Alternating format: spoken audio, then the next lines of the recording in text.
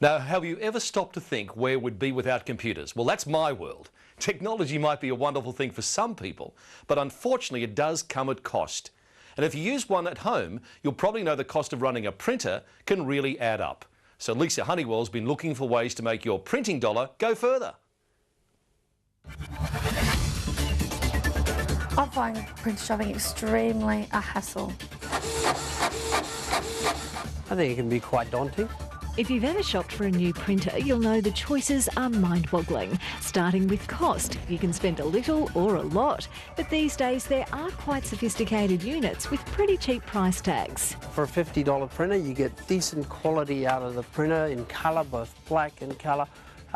This unit is also able to print directly from a memory stick from your camera. It scans, it photocopies. These budget printers are a hit among many buyers. Melissa Power recently invested in one. I got that one because we were told that it was refillable. It saves costs because cartridges are quite expensive.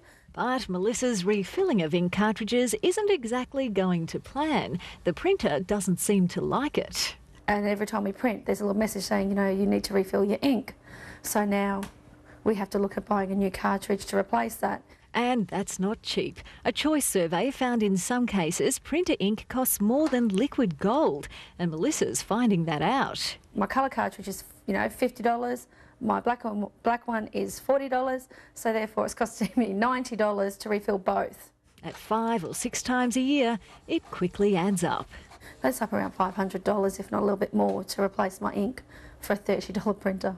And that's often the problem with budget printers. For some people, refilling ink cartridges or using cheaper generic cartridges does work, but there's no guarantee. There is another way to cut costs with some of the newer printers. The way to do it is by a high-yield cartridge.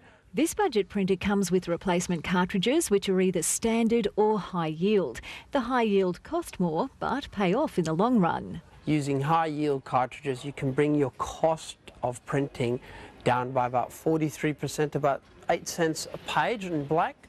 Another way to reduce costs is to buy a more ink-efficient printer in the first place. They're more expensive. This model, for instance, $288. But the running costs are way cheaper than running costs some of the other printers.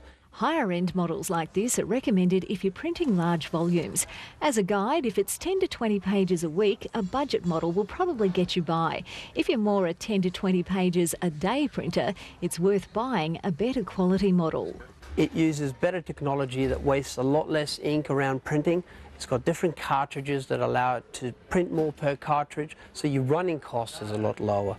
Laser printers should also be considered if you're printing large volumes. While colour models are still quite expensive, black and white laser printers have come right down in price. This model just $88.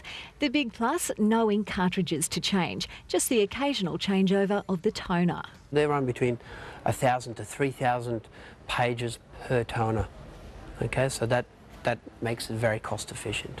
The toner's not cheap, about $100 a pop, but the average user should get plenty of mileage out of it. If you look at 2,000 pages per toner, most people don't use it in a year.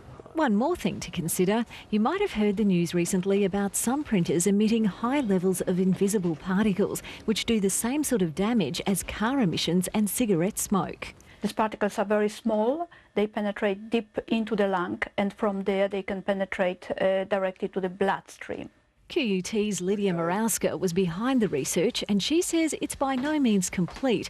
Her team found 13 out of 62 printers tested were offenders, but not all laser printers on the market were tested, and no ink printers were included in the initial study. It is likely that ink printers are also emitters, but at this point we don't have any information about this. As more investigations are carried out, Lydia stresses the risk is really in office environments where printers run flat out in confined spaces. But if you're worried about home usage, there are precautions you can take. Ensure ventilation, and if you have to print a lot, leave the printer printing and leave the room.